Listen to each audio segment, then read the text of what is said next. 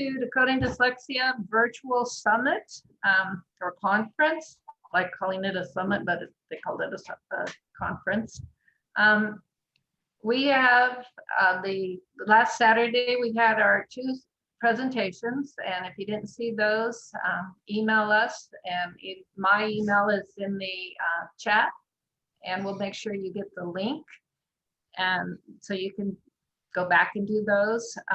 And then the 4/3 Friday, I'll get the right date, Wednesdays, those are coming up. So Connie Risser is our speaker for today, and her topic is Dyslexia in SPED, a deeper dive of instruction in small group settings. Connie is very experienced in this. Connie is the founder and director of the Joshua Institute, which is designed to help students with learning difficulties. Her career began in 2004 after it was discovered that both her daughter and son struggled with dyslexia. Her journey began not only to find out how to help her own children thrive in school, but to help others as well. She is a professionally certified educational therapist with a master's degree in special education. She is an instructor for the National Institute for Learning Development, as well as a coach and mentor for educators. And on the mentoring part, she is fantastic there because she is my mentor. Connie provides professional development for schools and is a keynote speaker for the NILD, which is the National Institute for Learning Development, regional conferences held throughout the US. And with that, okay, a couple questions before we let Connie start. People want to know how long the session is planned for. It's 1 hour with a half hour of discussion. And somebody already answered that. So with Connie, oh wait, let me give the credit information. So the course number, for those of you who have pen and pencil, it's E for Edward, D for David, S for Sam, N for Nancy, 51907. That's EDSN 51907. And the discount code is Apple, all capital letters, 1. So APPLE1, and it's through NNU. So if you go to the Northwest Nazarene University, you can log into there and sign up for the course. If you have problems, just email me. And Rose has put the number in the chat box, so that'll help you. And for the course, it's write 3 keynotes from each of these sessions, keynote ideas, key takeaways, sorry. And then you'll have 2 articles to read. If you don't attend all of these live, we do have them recorded so that you can go back and see the ones that you missed. And with that, I will turn it over to Connie, and we're up to 40.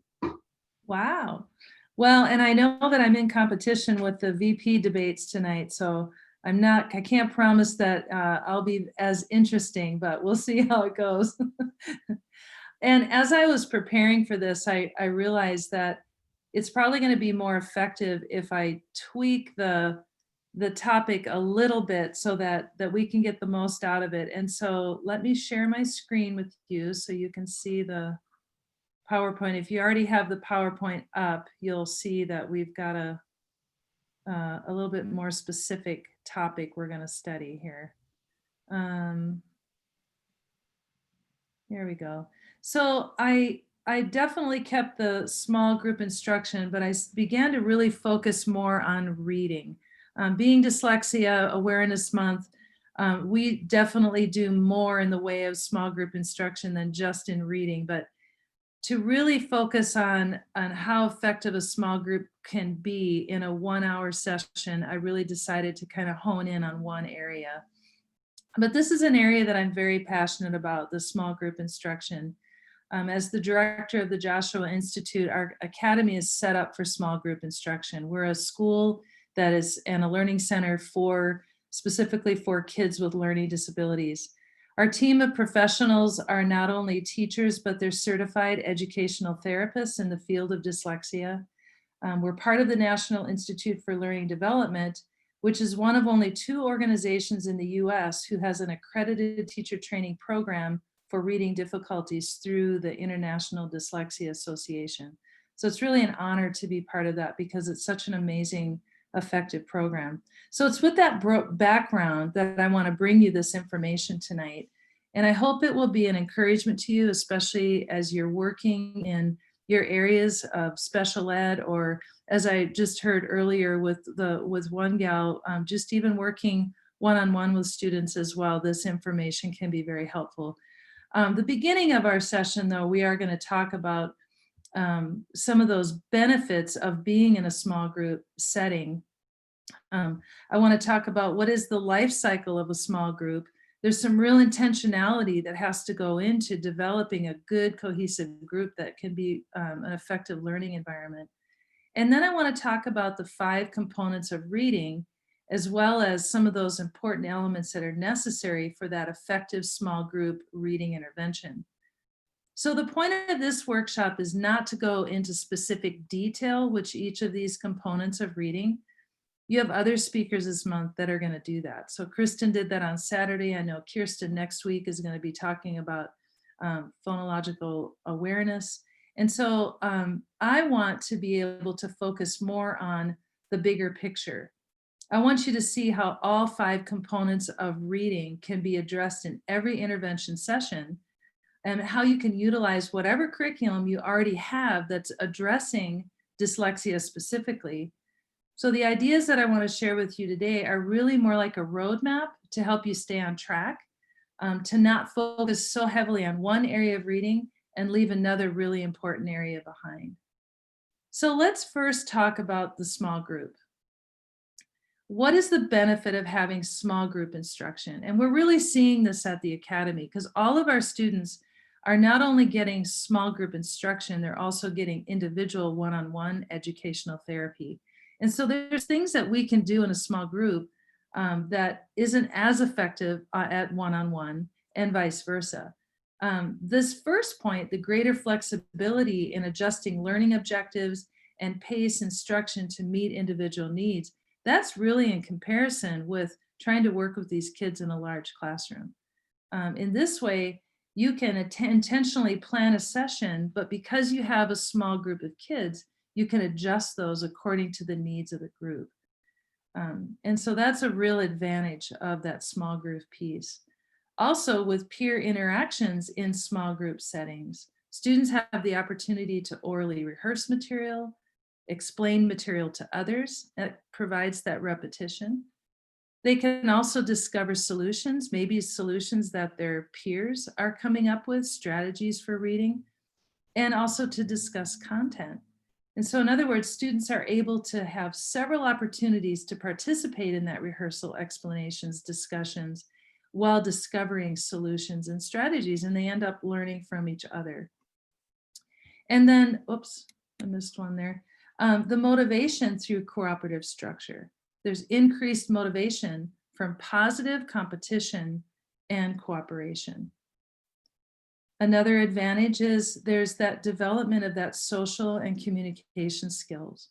We never want students to get to the place where they degrade other students. We want to model for them what are some of those good social and communication skills that are necessary to function well in a group. So we're going to model specific praise, encouragement, and it's important that each student feels safe in that group environment so that respect becomes the #1 rule. We had a student this year that came, actually this is her 2nd year with us, but she came from a really tough school environment, an environment where she didn't feel safe. It wasn't something that was really addressing her specific reading needs. And so she came kind of on the defense. And so we began to show her and model to her when she was making improvements, and we could give her that specific praise. You know, now she does that when she sees other kids doing something really well, or they have an aha moment, and she's congratulating them and saying, well done. So that modeling piece, that intentionality of modeling it well, really has an impact on the group dynamics. It gives opportunities to collaborate with others while learning.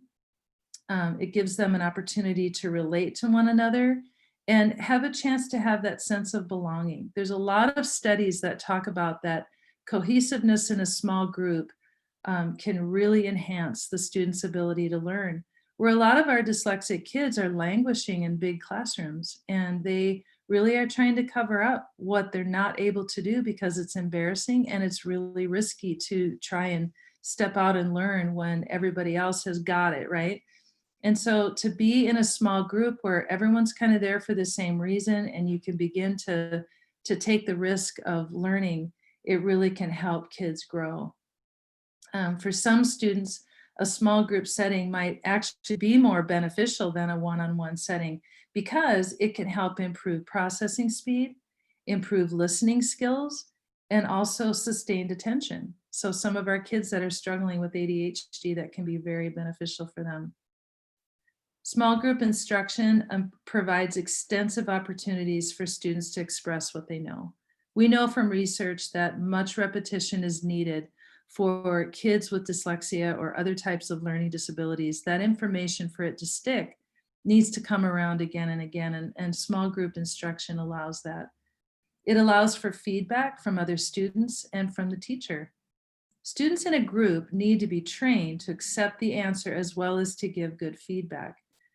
Training should be accomplished initially when the group is formed, and we're going to look at the life cycle of a group in just a little bit in a minute. But students need to understand what those group dynamics are, and each group is going to be different. And so we want to help them understand what those are. We want to teach them how to react appropriately to one another, how to work collaboratively, and then how to work quickly through a session and using time wisely. For our kids that struggle with executive functioning, that can be very difficult, but not impossible. Intentional planning is the utmost importance when you're working with a small group. You have to be prepared so that you can then have the opportunity to work on those group dynamics even more because your session is ready to go. Small group instruction provides instructional conversations that are easier to conduct and support. And it provides for increased instructional time. It's very different managing a group of 4 to 6 kids as opposed to a class of 20. So the increase of time is there. It allows for opportunities for students to improve the generalization of skills. So as the students interact in the group, they begin to develop the ability to think about their own thinking, that metacognition. And when this begins to happen, what is learned becomes generalized then in other situations. They can transfer that knowledge to other situations. And then small group instruction provides increased peer interaction. So often students who struggle academically can feel isolated and lack those skills with their peers. And so that small group provides new opportunities for that social interaction. So those are just things that research has shown has been beneficial with small group instruction.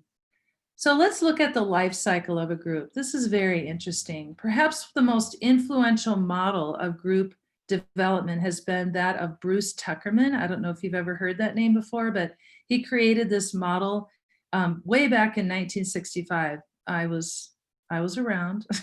I was 3 years old. Given time, many groups will pass through at least one of these stages of group development. So the first stage is the forming. And this is when a group is put together, and in our special ed, or if you're doing tutoring and you end up with a group of kids that struggle with reading deficits, this is when you can begin to put those like issues together. And many times forming this group can be a little bit hit or miss because students may not know each other that well, which is going to be even more important than that we help them grow in that group dynamic. The second can be the storming stage.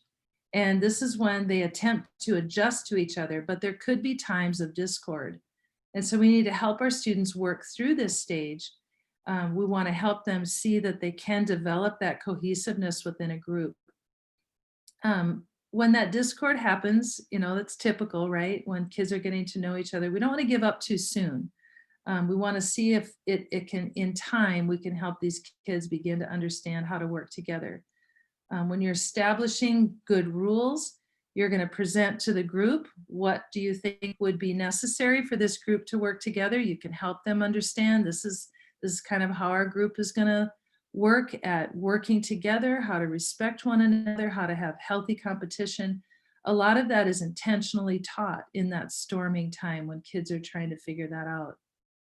Sometimes though, a student doesn't fit, and it's important that we're aware of that. But at the same time, we don't want to give up too soon. We want to make sure that we give it time to work itself through. And then the third stage is the norming. Norming is when the group begins to cooperate with one another. They begin to work on developing good relationships that they're going to need to be able to perform. So then that performing stage is when collaborative learning can take place the best. There's also an emotional side to small groups. Participants might be dealing with some emotional needs. Sometimes coming together, kids are going to have issues with anxiety. Sometimes we need to be able to pull kids aside and work through some things on an individual basis. We also have to watch for other negative emotions that might come out, like aggression, cliques, scapegoating. Those are things that we need to be aware of. And when those happen, we want to pull kids aside to be able to talk to them about that. It's really important that we help them to develop that cohesion, which again, we might have a challenge at the beginning in that storming phase, but if we persevere, a lot of times that can happen. And when we can help kids realize that, it can be a really amazing opportunity for them to learn socially. And then the collaborative, yes, we just talked about that, sorry. We want that collaborative learning to take place when the atmosphere becomes that cohesive, good, solid group where learning can happen. So let's look now at our 5 components of reading. What we're going to do now is we're going to look at these 5 areas and how we're going to apply some small group reading intervention with each of these 5 components, okay? So at the foundation, we have our phonemic awareness. It's the foundation of all reading. This is where we begin to see that separate sounds or phonemes can be manipulated and made into words. Then we have phonics. Phonics is where those sounds begin to be related to different symbols. Fluency is where that automaticity begins to happen in decoding. It's also speed and accuracy, as well as rate and rhythm. Phonemic awareness, phonics, and fluency all pertain to decoding. And often this is where we focus the most when we're dealing with kids with reading difficulties, with dyslexia, diagnosed reading disabilities, which is really good. And this is where we want to have that good multisensory Orton-Gillingham program. But I would also add that we don't want to ignore the rest of this, what I would call the reading house. We want to make sure that we're also at the same time building vocabulary and comprehension strategies, because comprehension is the keystone of why we read, right? We want them to be able to construct meaning. So let's break this down. And we're going to look first at phonics and phonemic awareness. We're going to look at some of the details concerning these 2 areas. Not too deep, because again, that's not the point of this, but when we're looking at phonemic awareness, it's very, like we said, very foundational to reading development. To achieve results, reading intervention must be designed to be in conjunction with a phonics-based system. These first 2 components, phonemic awareness and phonics, again, they lay the foundation. And we want to make sure that we have a program that really addresses these issues so that we're making progress. But let's look a little bit more at phonological processing. Why is intervention in phonological processing so important? Well, we know from research that about 88% of children with reading problems have phonological deficits as their core issue. We know that phonological processing plays a critical role in reading acquisition. We also know that it requires intervention that's explicit and systematic. You're going to hear that a lot. You heard it on Saturday, you're going to hear it again, but for intervention to be effective, it has to be explicit and systematic. We teach explicit sounds in isolation in a systematic format. Whatever dyslexia curriculum you use, it must have a systematic flow that allows for much repetition and review. It is also most effective when it's combined with alphabetic letters. Kristen talked on Saturdays about the importance of using movable alphabet. We want to provide that multisensory approach, which research has shown is the best way that we can help these kids be able to make progress in their reading. And then this is also really important, and boy, we sure have the research to back this as well. Intervention can be both effective for both younger and older students. I know there's a legitimate and good focus on early identification, and yet we have so many kids that aren't identified until later. And I just don't want us to get the idea that, well, if we don't catch them early, there's no hope. We have seen over and over again that if we can apply this explicit and systematic approach to learning how to read, it is very effective for older students as well. Sometimes we have students we're working with that can be victims of curriculum casualty, is what I like to call that. They're not necessarily dealing with a perceptual difficulty, but rather they didn't get a good phonics-based approach. And we've seen those kids here as well. And they often improve even quicker because they don't have that disconnect or those perceptual deficits that they're dealing with. But then let's look at that phonics basics. All students in K through 6, as well as older underachieving students, will profit significantly from a phonics-based program. There are many phonics-based programs out there. I just chatted with, and I don't know if she wants me to use her name or not, but she came and did one of our trainings for small group reading intervention and brought it back to her SPED program and found that it was able to be used very effectively. And so it really doesn't matter the curriculum as long as it's a phonics-based program and has that explicit and systematic approach. I would say do your research sites like the International Dyslexia Association or the National Center for Learning Disabilities. And you may know of others as well, but make sure that it is really designed for kids that are dealing with dyslexia. We've said this before, systematic and explicit. We want basic phonic understanding is essential for students to reach that mature level of reading literacy. If we don't have that, or it's taking longer than usual, we have to keep working on that. We can't stop that process because without that foundation, that mature level of literacy isn't going to happen. So that systematic synthetic approach. So systematic is in that it's sequential. Phonics elements are delineated and taught along a dimension of explicitness. And then the synthetic is in that students are taught that letter combination and their sound correspondences so that those sounds can be blended to form words.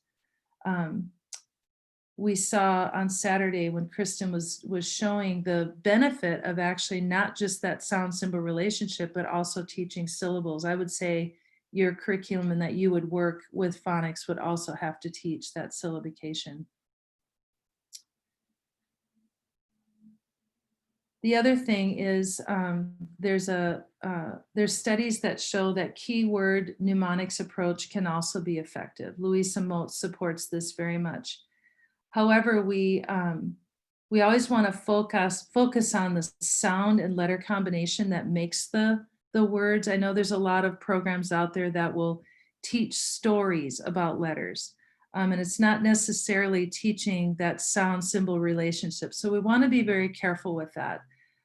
We don't want to have our students remember keywords on a story. Instead, we want them to connect it to that sound. For example, in the program that we use, we would say there's 3 sounds ED makes at the end of a word.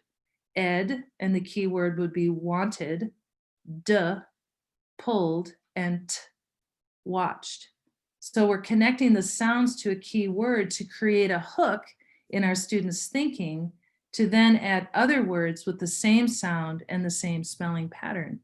And once they have that keyword embedded in their thinking, it's now a tool that you have as a special ed teacher or reading interventionist that can help them build that bank of words with that same keyword and spelling pattern.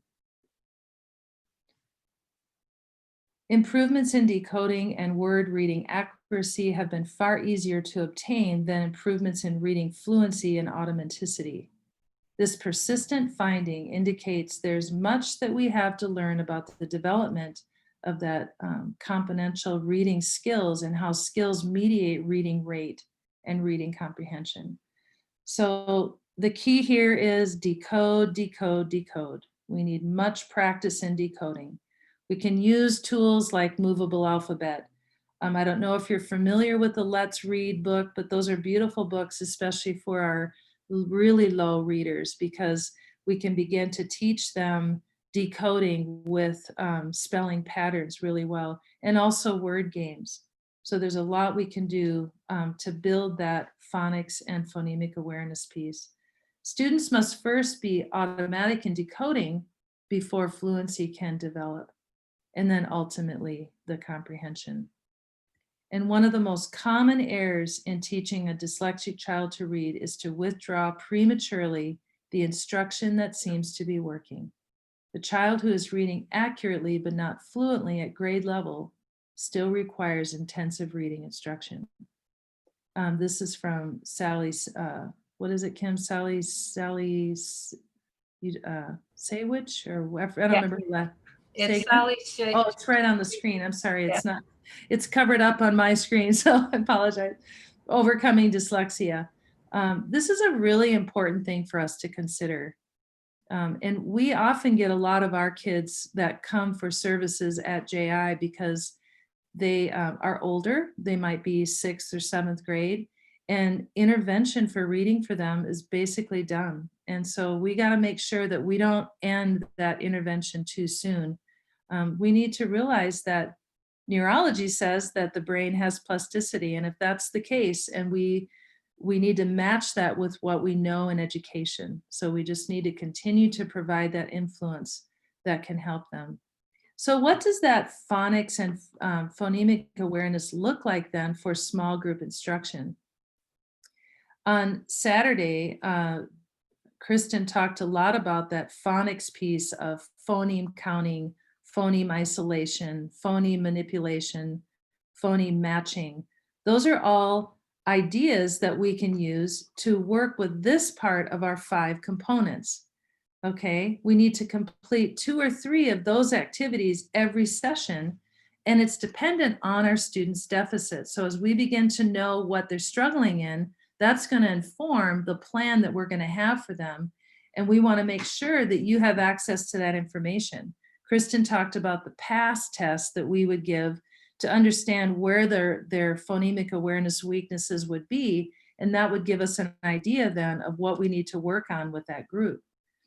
So another thing that we want to mention and at the end of this whole seminar, I actually have a link for you to watch a session of what we call the RX reading. It's a small group reading instruction, and you'll be able to see all 5 of these components and how much time they spend in each of these areas. And it just gives you a good idea of how you can connect all of these reading components every time that you're working with these kids, rather than just being too heavy on one area. So Connie, we have a question here. How long do you recommend a session for elementary age students? We usually say about 40 to 45 minutes.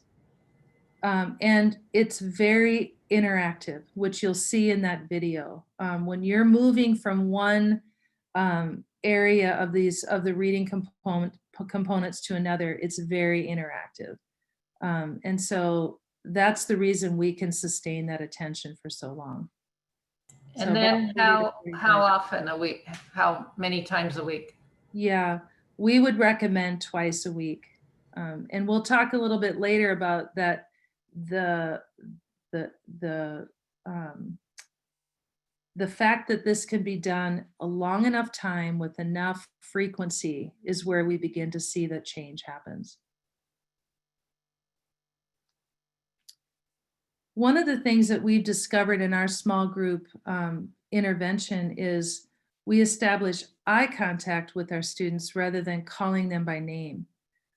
What that does is it forces that little group to have to pay attention. They don't know when it's going to be their turn. And when you just ask a question and you look at a student by getting eye contact with them, it saves a lot of time, but it also forces them to have to pay attention. We want to remember that all students can be doing something interactive with their hands. And so if we're going to do a movable alphabet to help establish syllabication, or we might be working on blends or something in our phonics program, having each of those kids have a chance to be able to do something multi-sensory is going to be a lot more effective. It also ensures that student engagement. And we also want to remember to employ those methods of collaboration. So what I did was I put a really simple little, what I would say a lesson plan. Our lesson plans that we use go into a lot more detail, but just to give you an idea of what I'm talking about with each of these 5 components. So for phonemic awareness, we would use a tool called Sounds of Speech. There's many other things out there that focus on phonemic awareness. But what are you going to do that day? Well, that day we're going to do some phoneme counting because I know that that's an area that's really weak for my little group. We're going to make sure we're doing some rhyming, and then there's some activities on page 4 of Sounds of Speech that I'm going to make sure that I'm ready to go with, okay? For phonics, I just made this up. I love phonics. I have no idea if that's a phonics program or not, but in the phonics, I love phonics, we're going to introduce syllable types. We're going to specifically do a movable alphabet with closed and open syllables.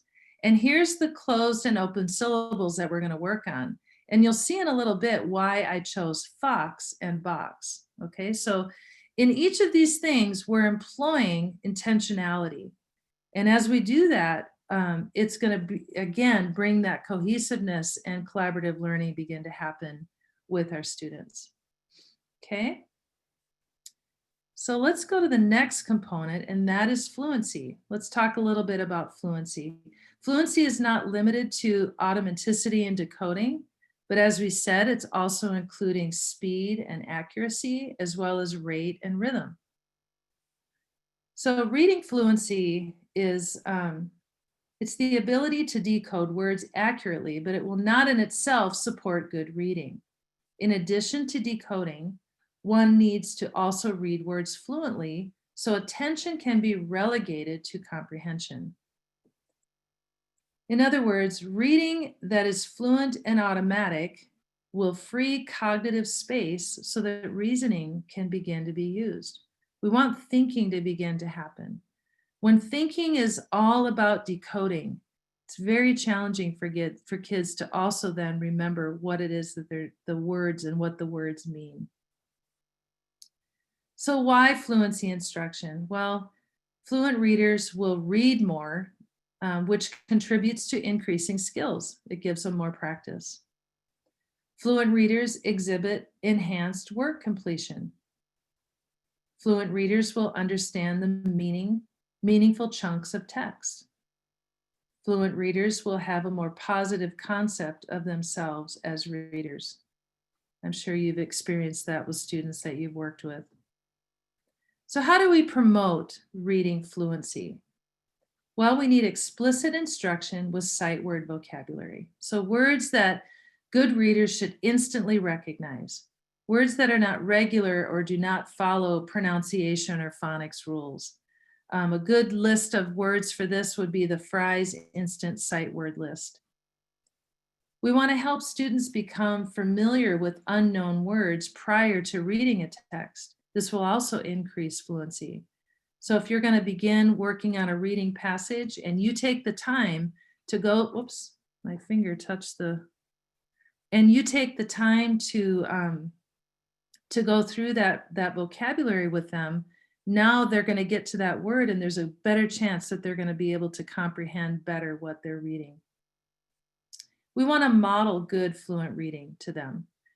When a child is really in that process of getting away from decoding and being able to read more fluently, oftentimes they will need our help with knowing how to do that and what that rate and expression sounds like. And then another thing to promote, it kind of goes along with that, but guided repeated oral reading. I don't know if you've ever heard of that term before. That's something that's a good one to Google. But this is monitored repeated reading, and it's been shown to improve fluency and reading achievement. So this was a study done by the National Reading Panel, and it showed that when there's guided reading from teachers, peers, or parents, there was a significant positive impact on word recognition, fluency, comprehension across a range of grade levels. These studies were conducted in both regular and special education settings. And the teachers were using a wide variety of materials, which is really great because one of the things we know to help struggling readers read, we want them to read things that they're interested in. And so this gives us the opportunity to do that. These results apply to all students, good readers, as well as those that are having reading difficulties. So accuracy plus rate plus expression equals fluency. And fluency then serves as the bridge between word recognition and comprehension. So that's a good way to look at it. I like word pictures. It kind of can help you see that if we just work on phonemic awareness and phonics, and yes, the goal is to get to fluency, but we don't spend as much time, or we spend so much time on fluency and we forget those other two, it becomes unbalanced. And sometimes we can really struggle with how do we make sure that our kids are improving? Well, we might just be missing one of these areas. So how do we choose a text for fluency practice? Well, when you're choosing that, you want to assist the student in reaching an independent level of reading. That means we want them to get to a 95% accuracy. So we need to choose material that is slightly above that instructional level. We want to restrict those words to about 50 to 200 words and include a variety of reading, nonfiction, poetry, interesting stories, things that interest the group. This can be something that can really help create a lot more meaning. We want to employ some intentionality. We want to make sure that we're using specific words or patterns to practice. So if you were working on some very specific syllable types, make sure that some of our reading is including in that and that you're able to stop and say, hey, we just looked at that syllable. What kind of syllable is that? That's okay. That's part of that guided reading and using it for that. We want to make sure that it's relevant and it's going to allow our students to be able to stop and ask some good questions. That's kind of that beginning of that comprehension piece. We want them to be able to stop and wonder and say, I wonder what that's about, or wonder if I can learn more. So what does that look like for small group intervention for fluency? Well, like we said, it could be that choral reading, that guided reading. Another thing you want to remember with group intervention for this area is you want to chart that individual progress. So be aware of how your kids are doing and making sure that you're getting passages that are working on fluency for them. You want to provide some practice with classroom texts, and then you also want to be able to practice with sight words. Remember that speed does not equal fluency. It's rhythm, pace, accuracy, and expression. And so some of that practice is going to have to include those aspects of it as well. So on my little lesson plan, what I did for fluency was I put down Fry's sight word list column 1. And then for guided oral reading, I put down the fox and the grapes. And so that was something that my little pretend group is at a reading level where we can work on fluency, we can work on rate and expression, and we can do some modeling. And so that's the reason I put that there. Does that make sense? Any questions so far? Okay. Let's look at our next component, vocabulary. Vocabulary is the understanding of words, but it's also the morphemes or units within the words. So we really get to dissect words in this area. So why is vocabulary development so important? Well, basically vocabulary are all the words we need to be able to know so that we can communicate effectively. There are oral vocabulary words, those used in speech, or ones that we recognize the meaning when we're listening to someone else, right? It's really nice to know that your kids that are listening to you are understanding what you're saying. We also have reading vocabulary words, and those are the ones that we need to be able to recognize while we're reading. We need words that are recognized in print. While most vocabulary is learned indirectly, we still need to teach them directly. And why would this be? Well, it's critical to reading comprehension. And it's the most effective means of improvement for efficient reading and consistent reading. And it's valuable components of vocabulary instruction. We need to be able to present both the definitional as well as the contextual information. Lots of good higher level questioning can happen in reading passages that focus on specific vocabulary. We want deliberate, systematic instruction in roots and affixes. Why would we want to study roots and affixes? Who wants to throw out an answer to that question? Why is that so important? It helps with learning that decoding. Yes, it can learn decoding. What else? What else specifically in vocabulary?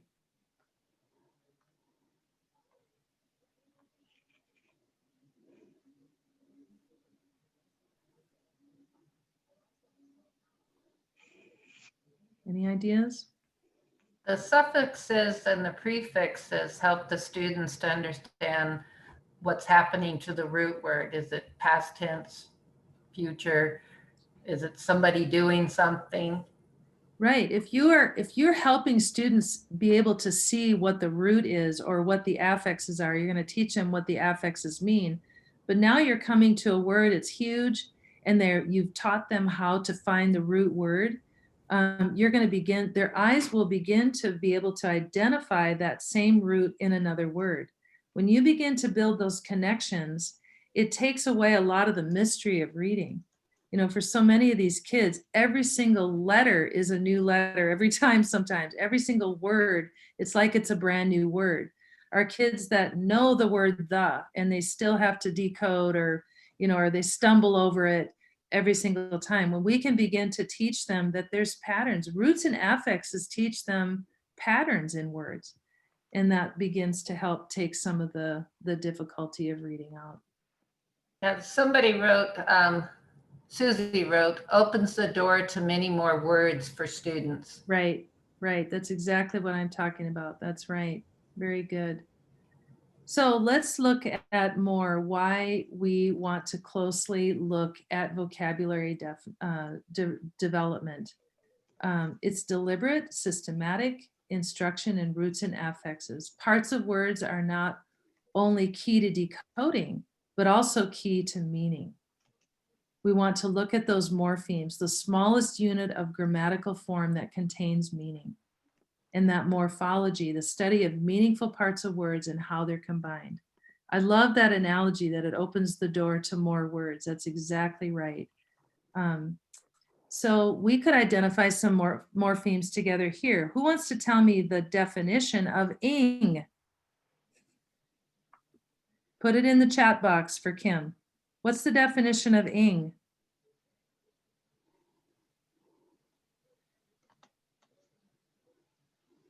It's too late in the day for Happening now. happening now. Very good. How about re? Doing, Doing. How about pre present, progressives, or before, before it happens, right? Un. not, not. There's a whole bunch of dots. Not. And then ed. Ed. Past, combine, past, Past tense. Yes, very good. past. And you're freeing up bandwidth for their thinking. When they can look and see an ing or a re or an ed, now suddenly, as you've reviewed and worked on the morphology of what those mean, now suddenly they're able to look at that and have a much better idea of what that word means. Does that make sense? Any questions on that? Why do we want to integrate morphology? And we basically said this: when a student learns to read, phonemic awareness becomes all important as the young brain tries to match letters to sounds. But by third grade, morphological awareness begins to surpass phonemic awareness in the development of decoding skills. So we want to get to the point where students can begin to engage cognition that leads to comprehension. We want them to be thinking about language rather than spending all their time decoding. Why do we integrate morphology? It challenges and motivates the students. It impacts decoding, reading fluency, vocabulary development. It encourages connectedness and structure, and it facilitates memory for words. A lot of our kids struggle with memory. And so this can be something that can free up some memory space because they're going to be able to make more connections. So what does that look like for our small group intervention for vocabulary? Well, we're going to have some explicit instruction in definitions. We want to help define words. We want to look at more than just that word. What are the synonyms and antonyms? We want to identify categories of words. Is this a fit in the category of adjectives or nouns? We played a little game on Saturday about that. We had to separate some words and figure out what category they go in. Again, that frees up thinking room in their brain when they're able to do that. We want to work on contextual information, understands how words change in context. We want to be able to identify parts of speech. Why is it important to identify parts of speech? Who wants to throw out an answer? Why is that important? Does it change the meaning of what we're reading if we know the part of speech? I don't like all the cameras off. I'd rather see, I know. see heads moving. That's okay. Yeah, also, nobody's taking a shot at that one. That's okay. They're there. There's still 44 of them. That's all right. Okay, so now helps meaning changes with prefixes and suffixes. Well, like even today, I was subbing for our high school teacher and I was doing grammar with them. And it was hard for them to find the verb, or I'm sorry, the subject noun, because there was that darn prepositional phrase right before the verb, and they struggled with that. If you don't know what the subject is, because that object of the preposition is in the way, they're going to have a challenge. The meaning of the sentence was just off. So it was a really good, clear definition for them, or observation for them. We got to know our parts of speech. We got to understand that so we can get the right meaning of the sentence. And then the last one, providing multiple exposures of words. What's another way you can say that? Those are good questions that we can ask to help build language. So what I'm going to do, we've done the fox and the grapes. And then what I'm going to do now is I'm going to introduce some vocabulary to them: habitat, tundra, folklore, cunning. And you'll see later in my comprehension why I chose those words. And we're going to look deep into those words. Now, in a real lesson plan, I would have put more detail on what we're going to do with those words. We're going to analyze those words. We're going to find out if we have any prior knowledge. What do you think those words mean? And we're gonna work on antonyms and synonyms of those words. And it's really preparing us for what we're gonna do in comprehension. So that's why I put that there.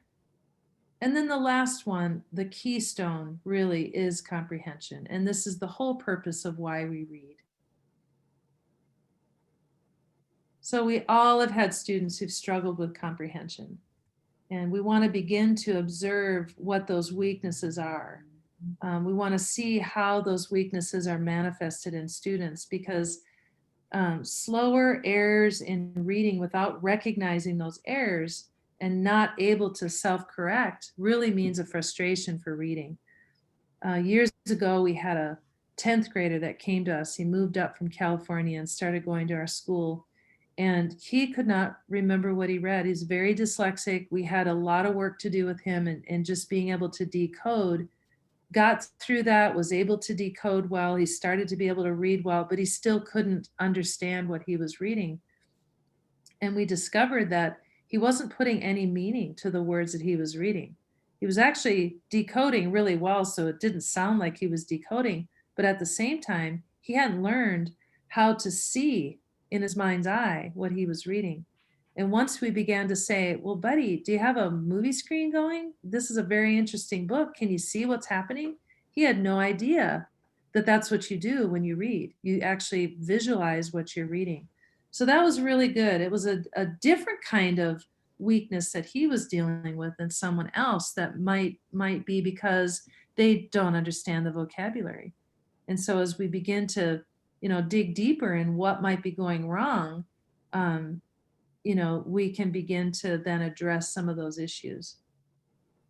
It's really rare that you'll have a student who struggles with reading comprehension only. There might be other deficits that affect their ability to comprehend. And again, we talked about that phonemic awareness, decoding, fluency, vocabulary. Basically, think of all the other 4 components that are needed to be proficient readers. So it's going to be really important that we explicitly teach them as we're working through those other areas, we're strengthening those other 4 areas. How can we strengthen comprehension at the same time? We have to teach them how to comprehend. So think about this even as yourself as a reader. All readers use existing knowledge. They use a range of cues from the text. They use situational context, which reading occurs, in order to construct meaning. What have you read recently that's been difficult to understand? If you were to pick up a book right now, and there's probably somebody in the audience that loves rocket science, but if you were to pick up some scientific novel, or not novel, but a journal, and begin to read it, would that be something that would just be really easy to comprehend? Probably not. We don't have prior existing knowledge of some of those things, and so we don't gravitate to that. So when we have students that really struggle with reading in general, this is what it's like for them on a daily basis. So we're taking them by the hand and we're walking down this path of taking all these 5 components and helping them be able to understand what they're reading. Yeah, So readers, to go along with that, Mhm. as part of my training, I had to read I think it's speech to text or text to speech. Mhm. I did fine until I got to the chapter, which was very technical, dealing with the brain and all the different parts, and I didn't know the vocabulary, so it was very Yeah, and difficult to the point where it's like, oh well. right. And when you were taking that course, and I had several others in the class that told me they had to read that chapter 2 and 3 times in order to finally begin to develop some meaning. And so when we would have discussions about that, when we would stop and talk about that vocabulary, you can almost see with this process how you can mediate someone through the process of understanding better what they're reading when you stop and talk about the vocabulary. But it might even go back to decoding some of those scientific words, right? And and that's what we're teaching our kids to do. Yeah, because the other ones that came up was business books, case studies with medical terms, brain books. Yeah. And being a dyslexic that doesn't decode very well, without knowing what the word was to even start with, it was hard to figure it out by decoding. Well, and as I was going through my certification process as an educational therapist, our level 2, we had to stand up and defend a research article that was, it was showing that there was a certain technique that worked well for dyslexic kids, and it showed the data. And we had to read through that and stand up in front of the class and defend that. And I felt like I was reading Greek. It was like a whole new language.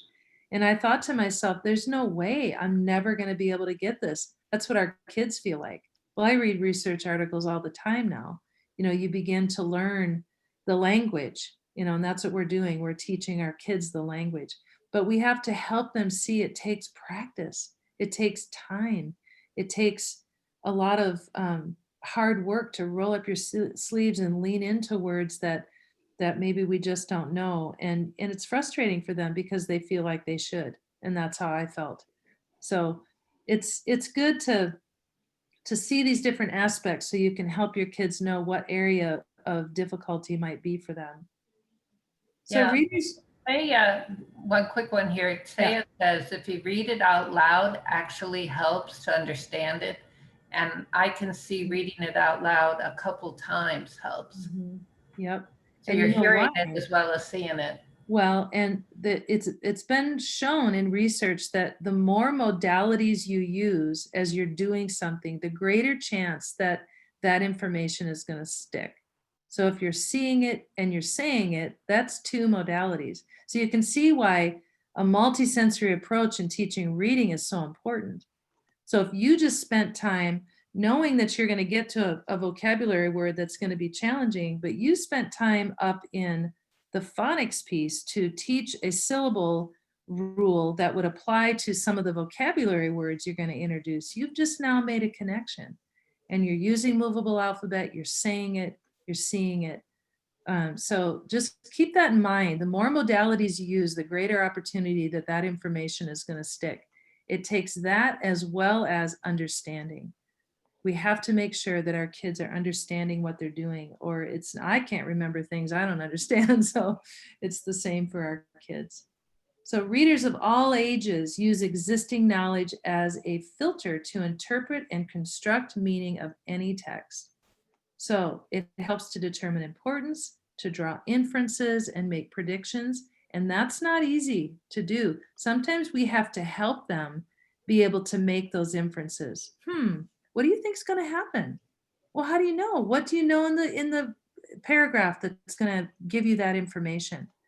The other thing is to elaborate on a text. Elaboration is a pretty high level of thinking if you think about the level of Bloom's taxonomy.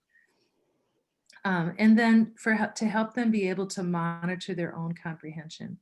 So even expert readers, like we just talked about, can be reduced to novices when we're presented with obscure or an ambiguous text to which they can't relate to their own experience. So we have to help provide that experience for them. Get to my arrow there. Okay. So research indicates that strategies do work to improve comprehension when they're used consistently and when eventual independence is encouraged. We don't want them dependent on us to be able to understand. We don't want them to wait for us to tell them. We want to encourage them to get there. And this one I really like. Success breeds success.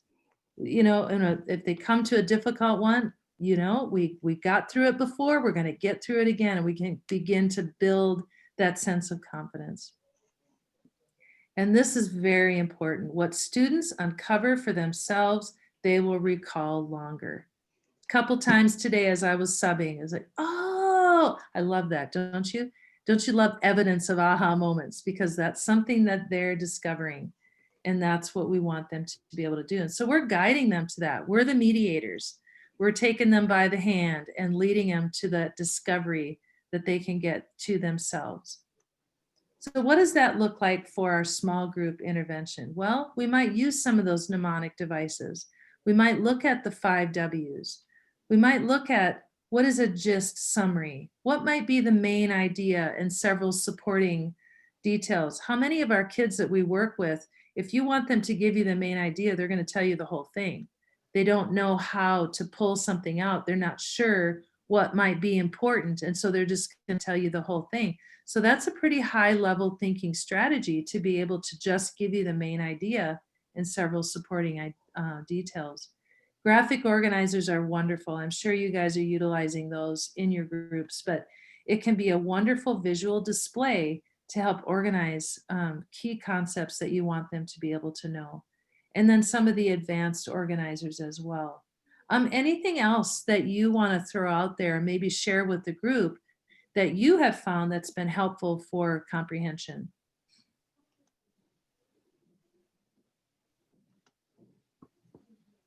I'm just looking at the time and I'm realizing I'm already at 7 o'clock.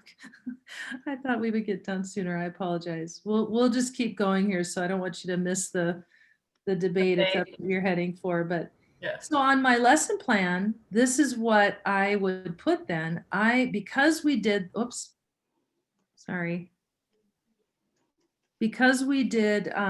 the fox and the grapes, my vocabulary then was about a red fox. And I got an article from the Britannica, and we are going to read that together. There's a paragraph in there, and we've already talked about some of that vocabulary, and that vocabulary then is already going to prime them to understand what it is that they're going to read because we took the time to go through that. And then we begin to come to that comprehension piece, and they're going to understand that better. Does that make sense? When we were to really do this well, you asked earlier about how much time, 45 minutes twice a week. We call this program our RX for Reading program. I kind of made it a little more generic because I want you to feel like you can use some of these ideas in the programs that you already have. But this program that we have implemented, RX for Reading, this is what the research has shown. When we're able to really employ all 5 components of reading systematically, explicitly, with intentionality, we saw huge gains in our kids' reading ability. So this is exciting. You know, if we can put some of these things into practice that research has shown to be very effective for small group reading intervention, this is the kind of overall gains that we can look forward to. Isn't that cool? It was very exciting.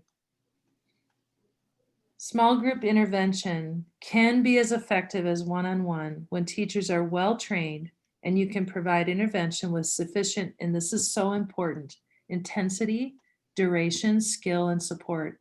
One of the things that I hadn't talked about earlier, when kids don't want to work hard, they're going to do their best to pull you off task. They want to get you sidetracked.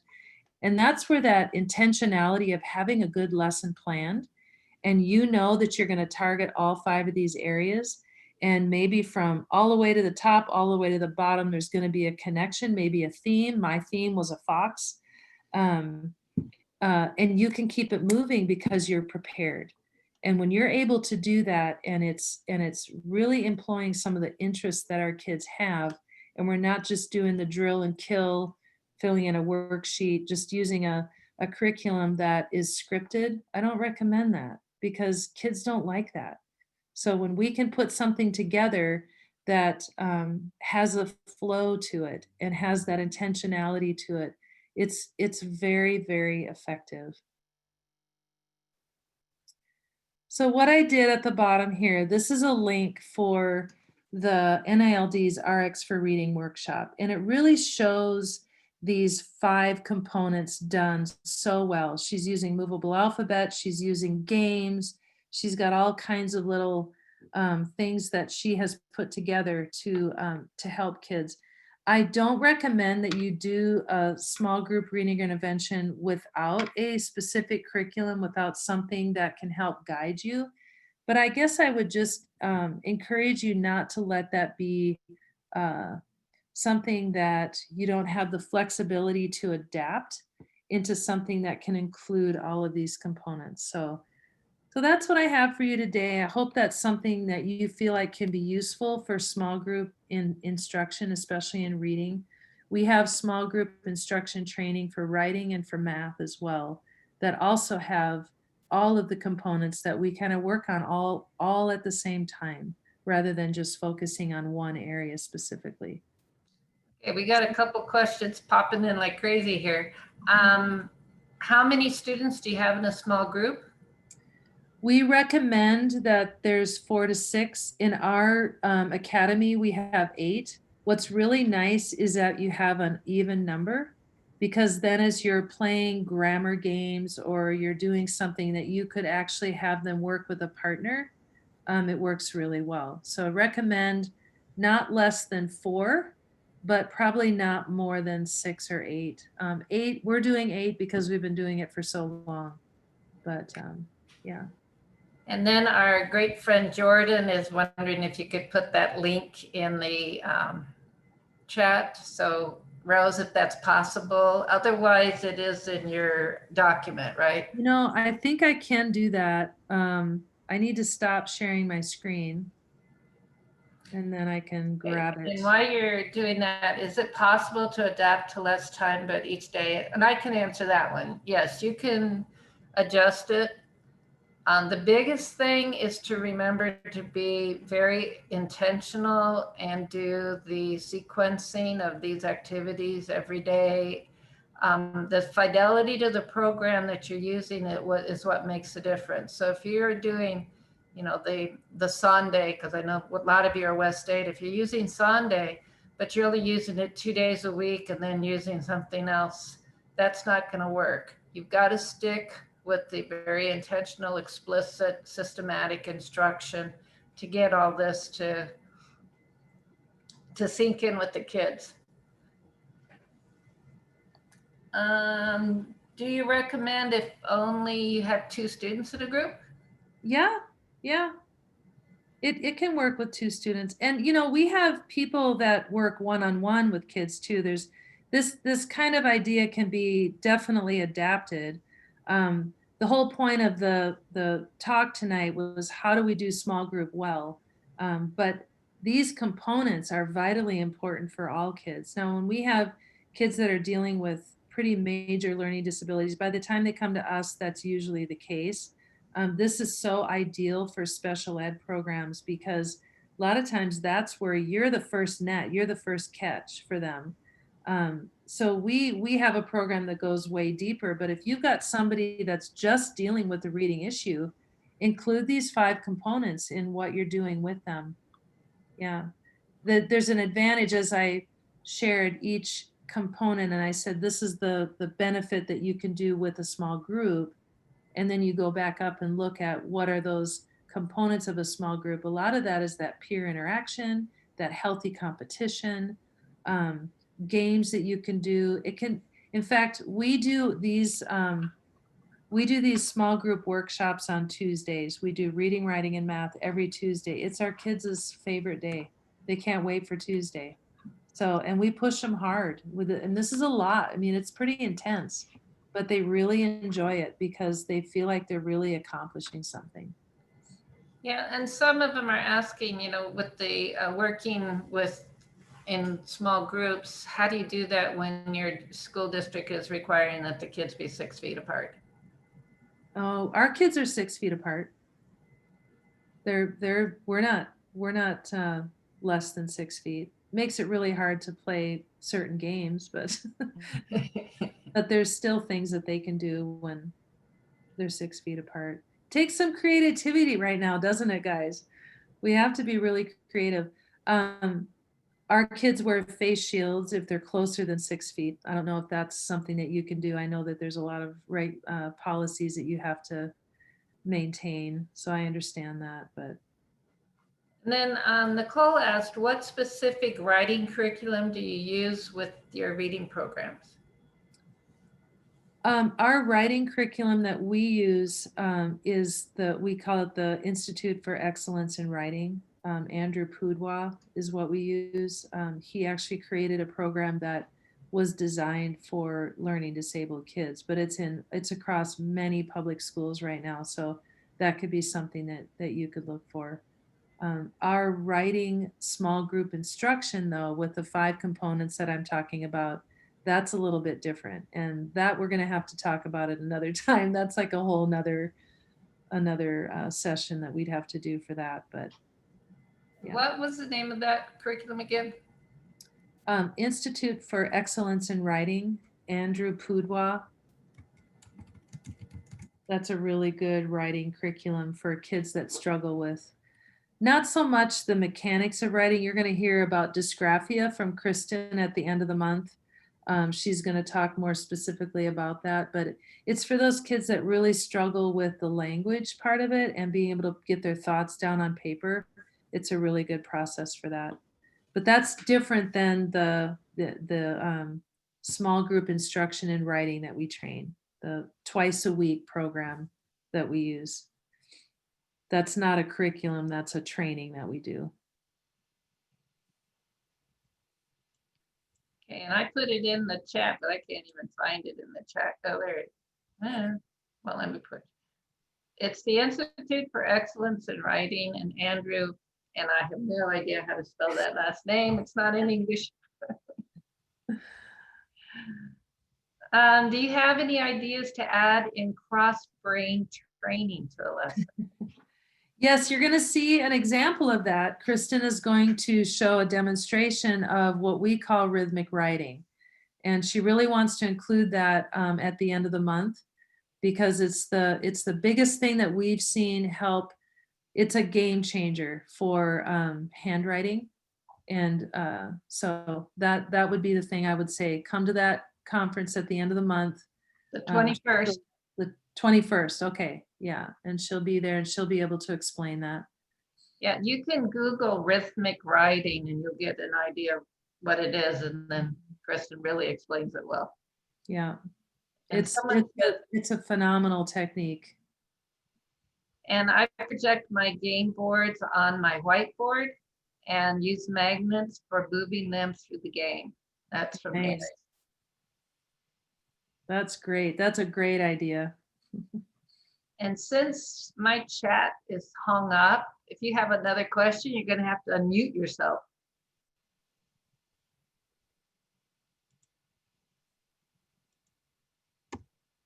Oh, I got it to work, but still, unmute yourself and ask your question. I think you spelled his name right. Did I? But I'm dyslexic too, so I have no idea.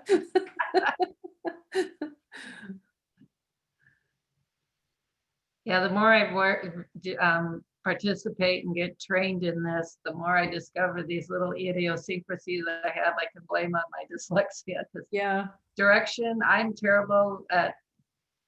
I know left and right, but when it comes to directions, whether to go north, south, east, or west, forget it. I'm always going 180 degrees away from where I'm supposed to be going.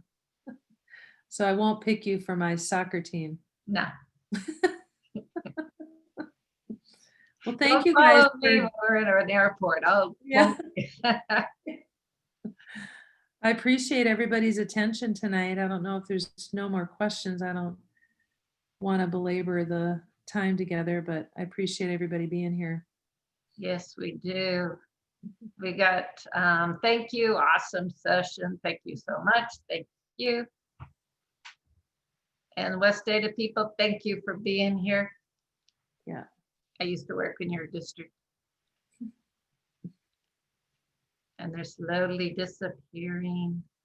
KM Zadel. So just leave out the I and my name and gmail.com. I don't know this year if we have any cochlear implants, but we have a couple of kids with hearing aids.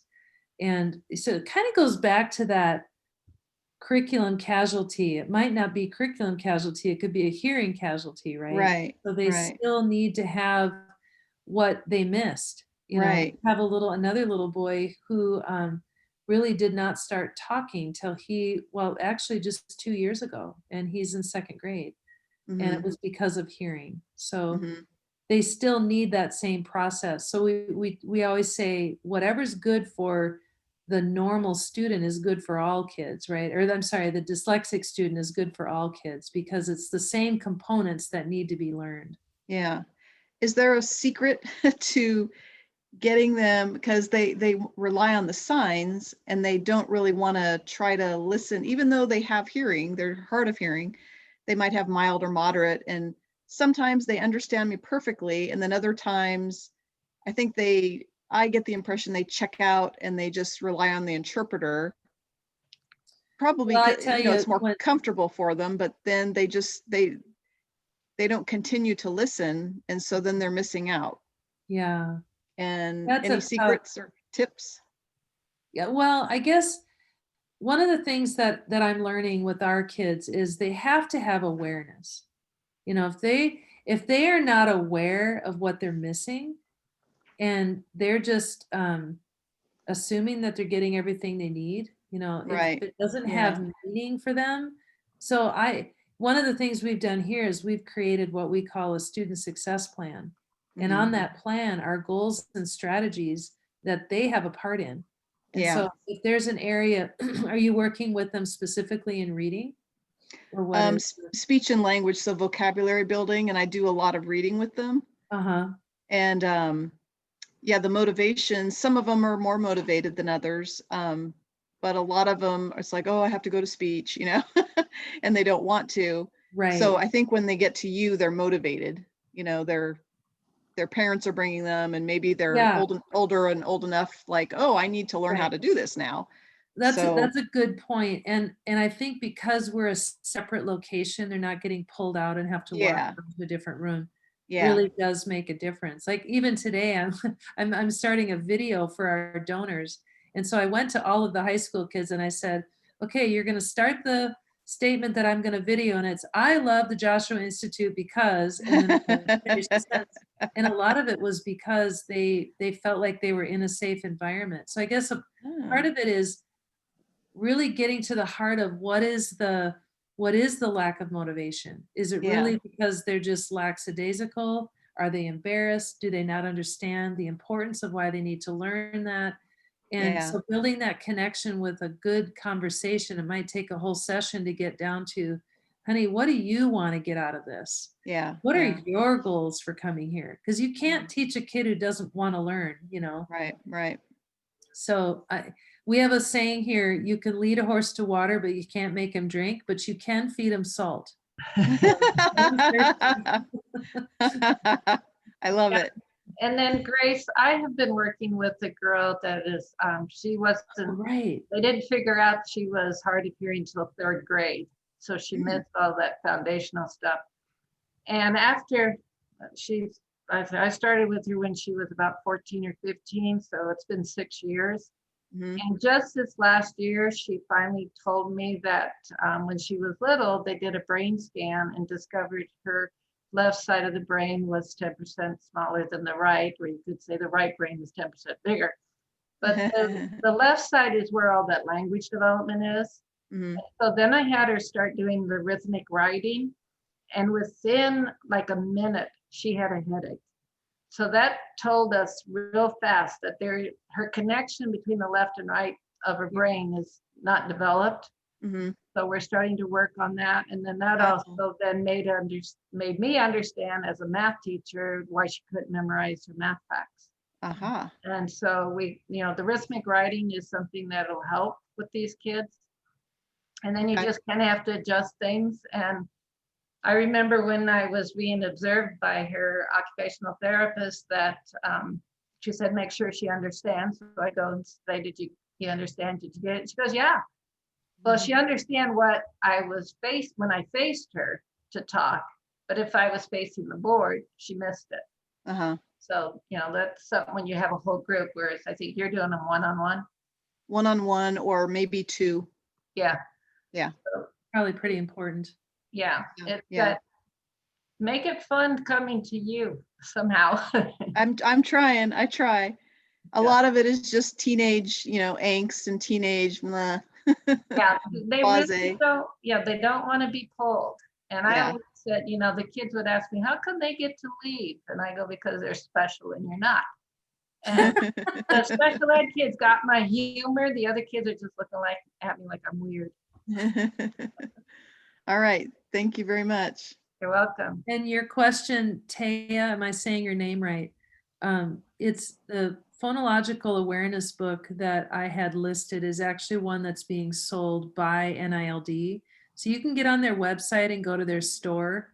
The nice thing about that book, it's specifically for phonological awareness, and there's the PASS assessment at the beginning where you can see specifically what areas of phonological processing that they're weak in, and then it gives you activities that you can do. And I think that even though you're not trained as an educational therapist, I do believe that it's open to anyone. Certain materials, no, but I think that one is. I don't know, but you can check. But otherwise, you can look and just Google, curriculum for phonological awareness and find something that would include those aspects of sound symbol relationship. Yeah, and Caradine, do you want to say what you typed in?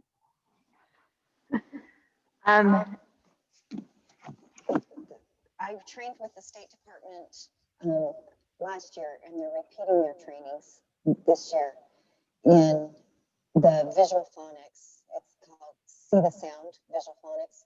It's a curriculum, or not a curriculum, it's just a strategy and a program that was developed specifically for deaf and hard of hearing students to understand phonemic awareness. So it basically associates a specific assigned hand motion to sounds. And so each sound has its own symbol, or like this, or so that you can take those deaf and hard of hearing kids and teach them the sound symbols as well as how to produce the sound. They don't necessarily have to be able to hear or say the sounds. They just have motor movement and hand movement that relates to the sounds. And then using that to correlate with the letters, and then they begin to associate a sound movement with the letter, and that develops that phonemic awareness for deaf and hard of hearing kids. And then it's really great just for multisensory input for all kids. Thank And you. it is now an adopted accommodation on the IRI, so we can use it as we're doing the testings, because on the IRI it's really hard for a lot of kids to hear and determine the differences in the sounds that are given from the computer. So the state has approved visual phonics as an accommodation for the IRI. So they're doing trainings at the rest of this month as well. Thank you.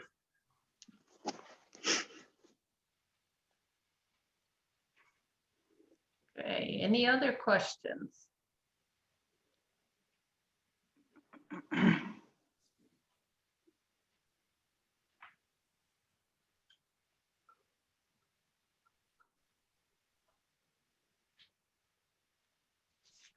Okay, with that, our next session is Dyslexia K3, Strong Foundation in Phonemic Awareness for Parents and Educators. And it's by Kirsten Lewis, who is a speech and language pathologist. And that's on October 14th. And if you want credits, just write 3 things you learned from today and sign up for the course through NNU. The course number was GEDS,